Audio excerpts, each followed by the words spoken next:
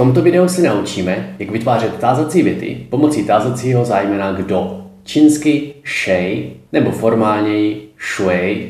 Stejně jako u otázek s tázacím zájmenem co, odkaz na video najdete tady nahoře, nedochází mezi otázkou a odpovědí ke změně ve slovosledu. Například ta shi šej, kdo je to, nebo doslova on je kdo.